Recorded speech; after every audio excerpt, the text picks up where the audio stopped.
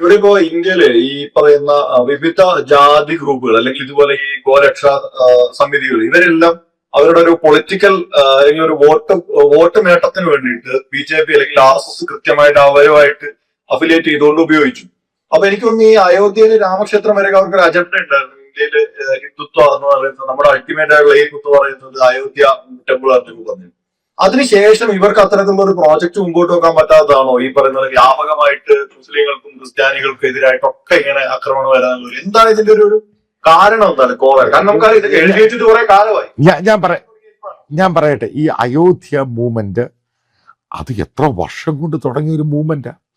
അതെ, ഇന്ത്യ അത് ലോകത്തിൽ നടന്ന ഏറ്റവും വലിയൊരു മൂവ്മെന്റ് ആണ് അയോധ്യ മൂവ്മെന്റ്. ചെറിയ ലോകത്തിലെ ഗ്ലോബലായിട്ടുള്ള ഇന്ത്യൻ ഹിന്ദു കമ്മ്യൂണിറ്റിയുടെ മൂവ്മെന്റ് ആണ് അയോധ്യ മൂവ്മെന്റ്. ഗ്ലോബൽ ഓക്കെ, ലോകത്തുള്ള ആ ഒരു സമയത്ത് അതിനുവേണ്ടി ഫണ്ട് ചെയ്യാത്ത ഹിന്ദുക്കളില്ല. ഇന്ത്യയിൽ തന്നെ ശിലാപൂജ നടക്കുന്നു, പലയിടത്തുനിന്ന് കല്ലുകൾ വരുന്നു. അതാണ് ഞാൻ പറയുന്നത്, ഇന്ത്യയിലെ ജനസംഖ്യയും ഗ്ലോബലായിട്ടുള്ള ഹിന്ദു കമ്മ്യൂണിറ്റിയുടെയും നമ്മൾ ചേർത്ത് വെക്കുകയാണെങ്കിൽ മനസ്സിലാക്കാൻ സാധിക്കുന്ന ഗ്ലോബലി നടന്ന ഒരു ഹിന്ദു കമ്മ്യൂണിറ്റിയുടെ വലിയൊരു പോളറൈസേഷനാണ് അയോധ്യ മൂവ്മെന്റ്. അത് മോദി ഗവൺമെന്റ് അത് പുഷ് ചെയ്ത് സുപ്രീം കോർട്ട് ജഡ്ജ്മെന്റ് കൊണ്ടുവന്ന് അതുണ്ടാക്കി.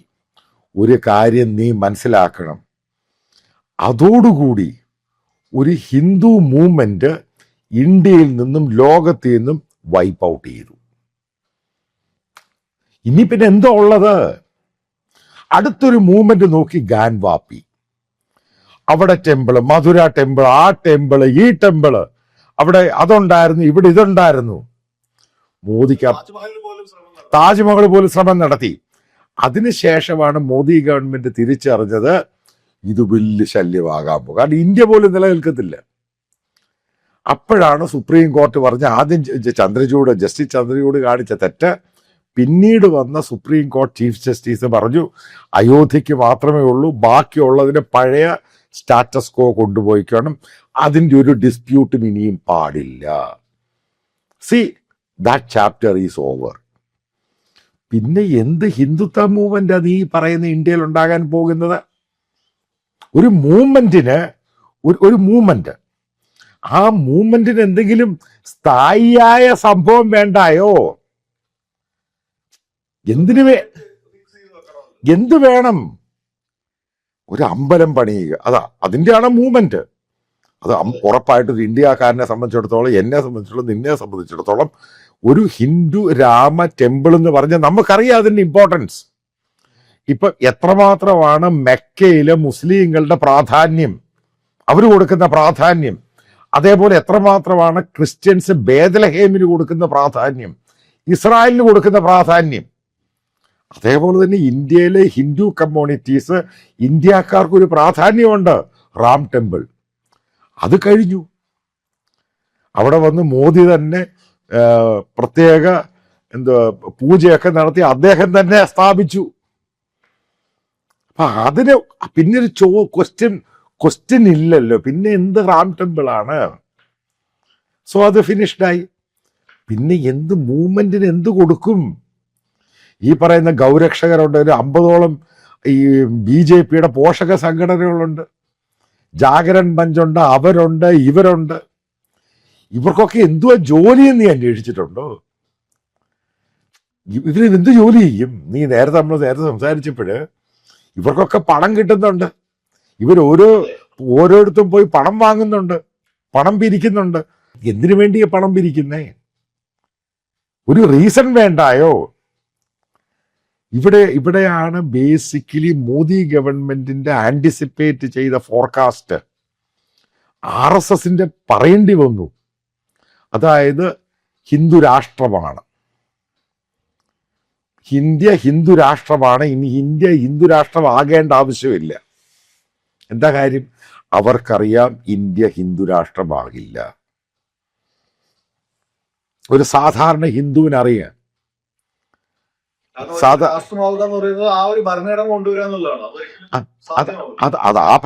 ഹിന്ദു ഭരണഘടന കൊണ്ടുവരിക, അതായത് മനുസ്മൃതി കൊണ്ടുവരിക.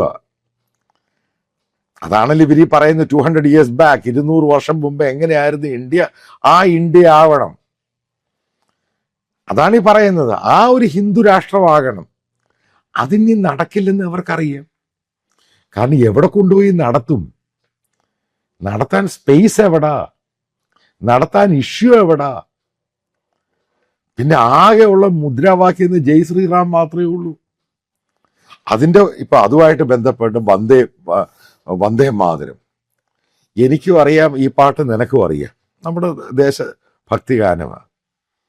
ഈ വന്ദേ മാതരം എത്ര BJP-ക്കാർക്കും RSS-കാർക്കും കാണാപ്പാടം ചൊല്ലാൻ അറിയാം?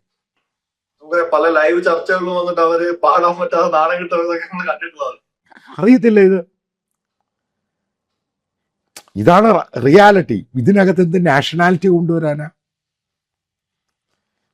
ഇത് ഓരോന്ന് കൊണ്ടുവരുവാണ്. നാഷണാലിറ്റി, അതേപോലെ ദേശീയത, ഹിന്ദുത്വം, ഇതൊക്കെ എല്ലാവർക്കും അറിയാം. നിങ്ങൾ എന്തോ എക്സ്ട്രാ കൊണ്ടുവരാൻ ഉദ്ദേശിക്കുന്നേ? പാകിസ്ഥാൻ്റെ അടുത്ത് വാറിന് പോയി. ഇനി ഇന്ത്യ പാകിസ്ഥാനുമായിട്ടും പാകിസ്ഥാൻ ഇന്ത്യയുമായിട്ട് വാർ അടുത്ത ഒരു 10-20 കൊല്ലം നോക്കണ്ട. അല്ലെങ്കിൽ അതേപോലെ ഇനി മോദി ഗവൺമെന്റ്, മോദി ഭരിക്കുന്ന സമയത്ത് ഞാൻ ഗ്യാരണ്ടി ആയിട്ട് പറയാം, ഇന്ത്യ ഗവൺമെന്റ് വാറിന് പോകത്തില്ല. മോദി ഭരിക്കുവാണെങ്കിൽ, BJP ഭരിക്കുവാണെങ്കിൽ.